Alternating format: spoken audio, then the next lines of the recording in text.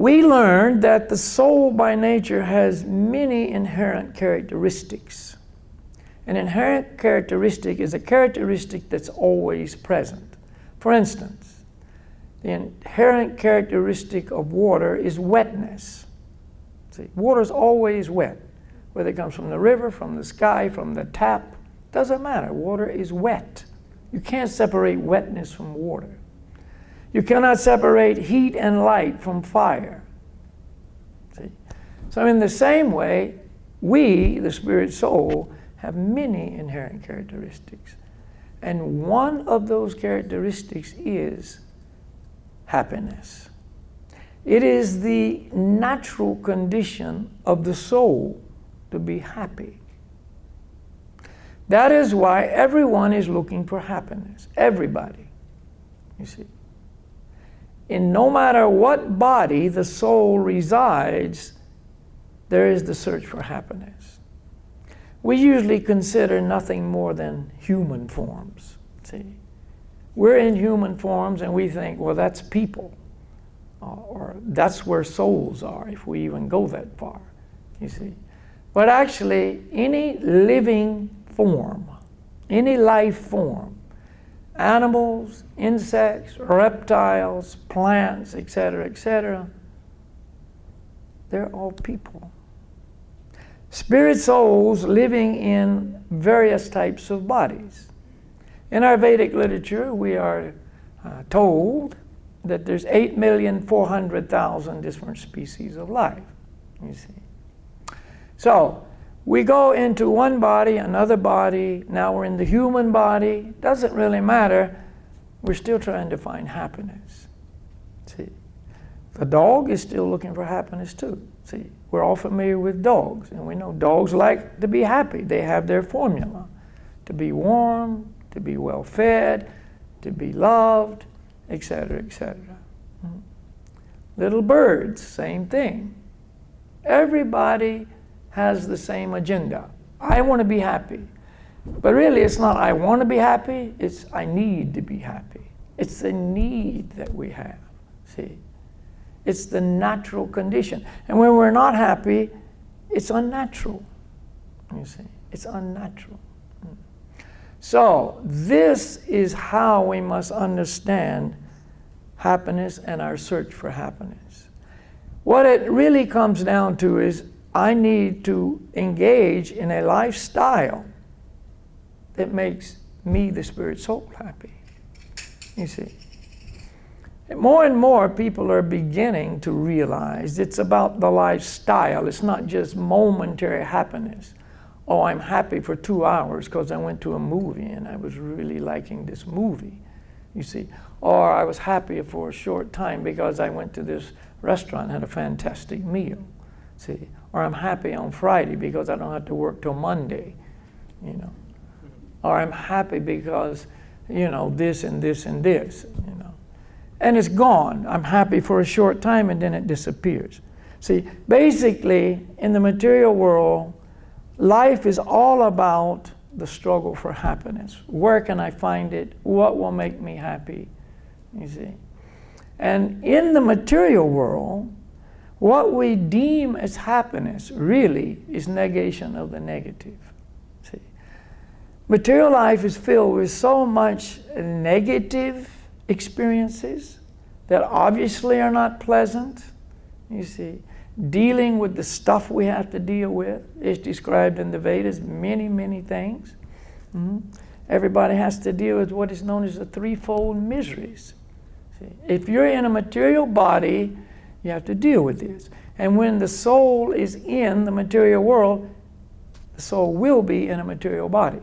There's no such thing as souls in the material world that are not in material bodies. That's why we're known as embodied souls. See? And as I described, it can be a myriad of bodies. One body, another body, another body, another body. But still, we're in some material form.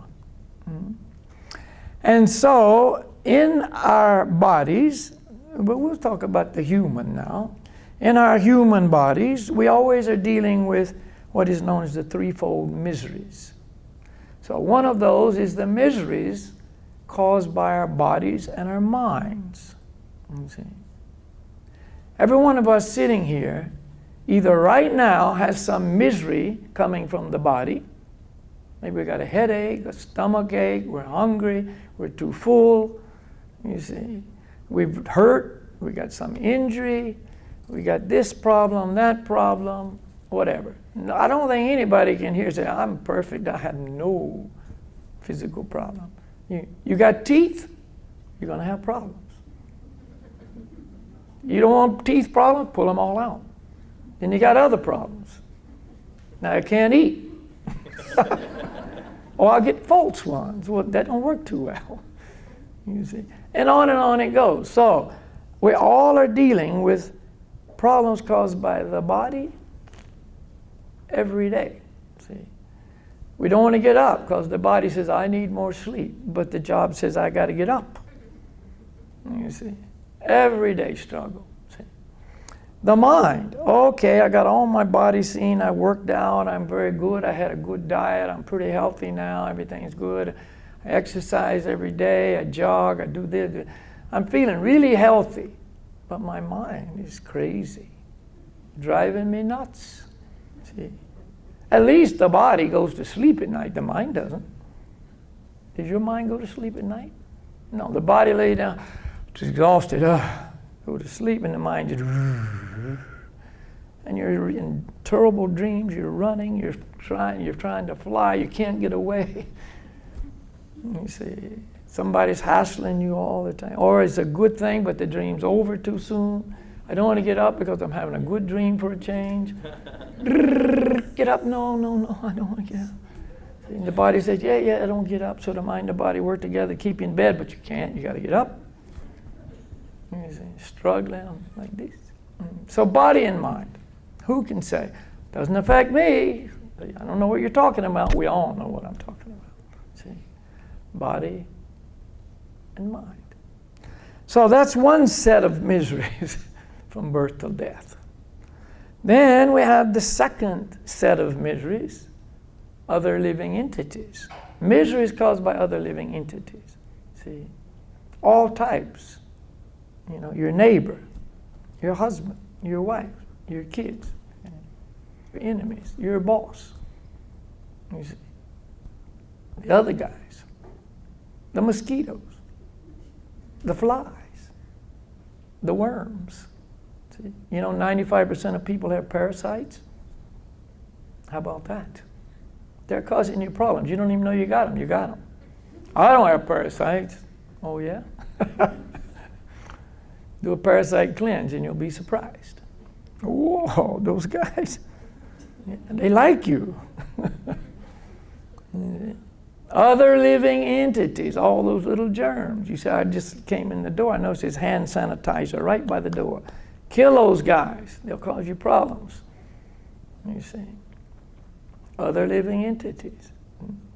New flus, new diseases. Don't read the news, man. You'll be disturbed by those guys.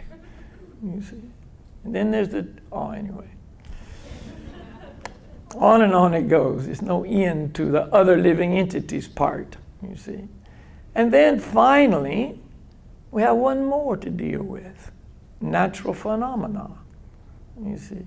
The earthquakes, the floods. Yeah, I heard Toronto was flooded this summer. You know, water standing 4 feet deep in people's basements.